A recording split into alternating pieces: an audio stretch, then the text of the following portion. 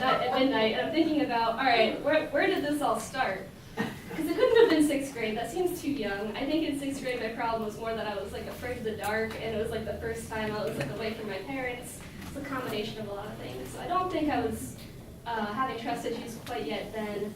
So the first thing that came to my mind while I was, walking to my death in the dark with my hand on Spud's shoulder was this time in I think I was 8th or 9th grade. I went hiking with my brother and his girlfriend and my sister in the woods, right? So I'm thinking about this as I'm walking. And we went on this hike, and it was a pretty long hike. It was maybe 5-6 miles. And we got to the end of it, and it was this really gorgeous view, this amazing mountain scenery. But the downfall of this view is that it's a cliff. And you're standing on the edge of a cliff to see this view, and that's when I realized, oh crap, I'm really scared of falling. That's a huge fear of mine. So I looked off, and I was like, great, awesome, saw the view, let's go. Whereas my brother, he's 31, he's super outdoorsy, he's the head of Outward Bound or whatever, so he knows what he's doing. He's like, let's climb down. And I was like, down there? You mean where all the sharp rocks are that could potentially impale me? I don't think so. And he's already halfway down. And his girlfriend's also super outdoorsy, so she's right behind him. And my sister, she's more of a follower, so she's I don't know about this, but I guess I'll go. And I'm still standing there feet planted, no. And I look at my brother and I yell down to him, I'm like, Chris, I can't do this, I'm already shaking, I know that if I let go of one of these rocks, I'm gonna fall and get seriously injured or die, and this is not in my comfort zone, I'm not as outdoorsy as you. And he looks at me, he looks down, he looks back up at me, and he says, it's okay, trust me. And in that moment, I realized that I couldn't trust the person that was my role model and my best friend, and the guy that I've looked up to my whole life. And I in that moment, my heart sank to my stomach because I realized that I thought I could trust him 100%. If I couldn't trust anyone else, I could trust my brother. But I realized right then that I couldn't trust him. And if I couldn't trust him, then who else could I trust? So I'm thinking about all this, and it's the end of the perilous journey on our retreat. And Spud says, all right, everyone, you can take off your blindfolds. And I take it off, and it's kind of my blindfold's super wet from sweat and tears. I'd apparently been crying this whole time, not realizing it. And Leah, who's actually back there, she's one of the house managers. She was right behind me. She's like, Katie, are you okay? And I was like, yeah, I'm fine. I just realized where all my trust issues stem from, but I'm good. And she was like, oh, okay. So the second layer of irony to my story is that I am now a journalism major. And literally every single day of my life, I go out into the world and ask other people to trust me with their stories. Whereas if the roles were reversed, I would not do the same. I would not reciprocate that. It's very ironic. And it blows my mind every single day that these people are so willing to tell me their life secrets. And there's usually two types of people. There's the people who are yes, I've been waiting for someone to ask me to tell their story for 20 years now, and here it is. And I'm like, okay, I don't know who you are, but okay, it's great for me, let's work for me. And then there's the people who, it takes 5 minutes of small talk about the weather for them to be comfortable with telling you their life story, which I have a little bit higher threshold than that for someone to trust me, or for me to trust someone. So, I was practicing this story on my other house manager, John, last night, and he told me that I need a conclusion, and I'm like, well, there's not really a conclusion, because I still have trust issues. But at least now I've acknowledged them. I guess that's the conclusion, and the fact that I'm standing here right now, that's the third layer of irony, because I just trusted you all with my story.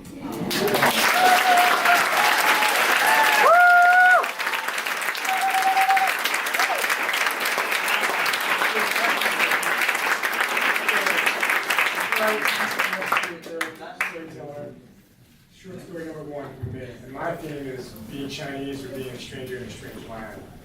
For years, I used to collaborate with an Italian chemist, Ivano Bertini in Florence, and I would spend about 3 weeks a year, usually in the summertime, doing research in Florence. And everybody thought, wow, great Italian food, all this stuff.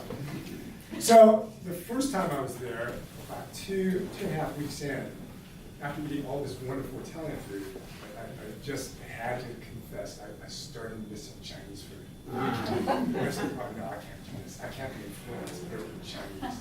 And of course I did. I figured nobody was there. So I walk into a Chinese restaurant, all these Chinese people, and I walk in, and they greet me in Italian. I look at them, I say, do you speak English? And they're going like this, and they're speaking like this, and then like a couple seconds later I think, oh shoot, I speak Chinese for this meeting. I did. I speak perfect Chinese. Okay, the next storyteller is Don Baker, all right?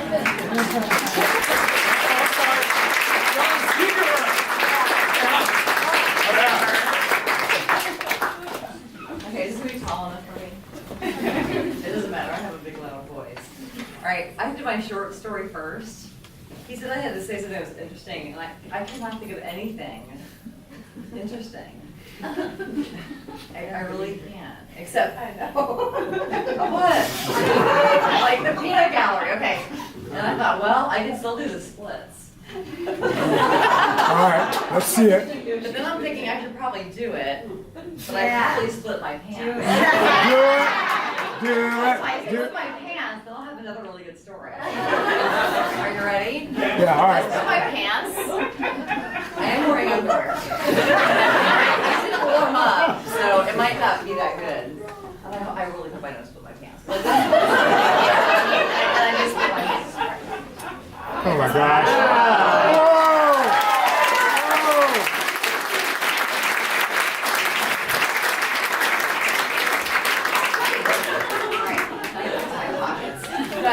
Alright, before I start this story takes place about a little over a year ago. And just because I'm telling the story, and it's a real story, I was wearing these pants when the story occurred. And the other person in the story is sitting there. You gonna wave? Okay. And it takes a little bit of audience participation, like a few nods, and somebody might have to give me an answer in a little while. Okay.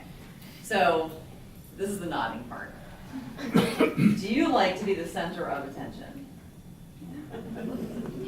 Okay, I do not like to be the center of attention, which seems odd because I'm standing up here, but I really do not like standing here right now. I do not like to be the center of attention. If I'm with my little circle of friends, like two of these people right here, and I'm telling a story and they're laughing, that's totally great. But for example, at my weddings, it's funny now. I was walking down the aisle, I wanted to say, like, turn the fuck around. That was horrifying to me. And then I have people staring at me, it makes me very, very uncomfortable. So I would not want to be the person in a parade, like, doing the wave. But I know that some people would love to be, like, in a parade and have people staring at them. It's not me. So you'd think that on a first date, if I didn't want people, people date one person, if I didn't want to draw attention to myself, that I would have thought of that a couple hours into the date. Because I really had to go to the bathroom and I ignored it. So we'll get to that point. Okay, so my first date with this guy that we will call Jimmy Jailbait, 5.5 hours long. And so during that 5.5 hours we were talking, and so that's how we came up with the nicknames. And so he's 8 years younger than me, although I know it's hard to tell. So his nickname was easy to come up with. And why are you laughing? And so during the course of this date, my nickname was something like Trollopy Cougar Skanko or something. And so obviously the date was going well. So we met on Match.com, and what happened is that he winked at me. And normally I would never respond to a wink, because I thought if a guy really wanted to go on a date with me, he would use words. But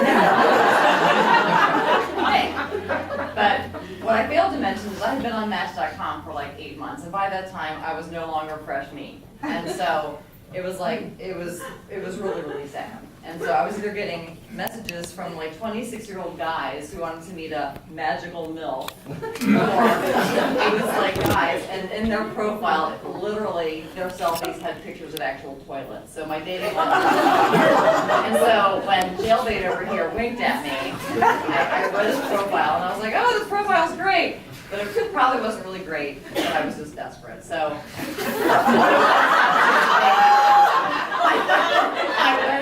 No, serious. No, his profile was good. It was Gigi's, perhaps maybe you've been to Gigi's before, okay? And so I've been there a couple of times, and honestly, I've had like this decade of online dating and whatever.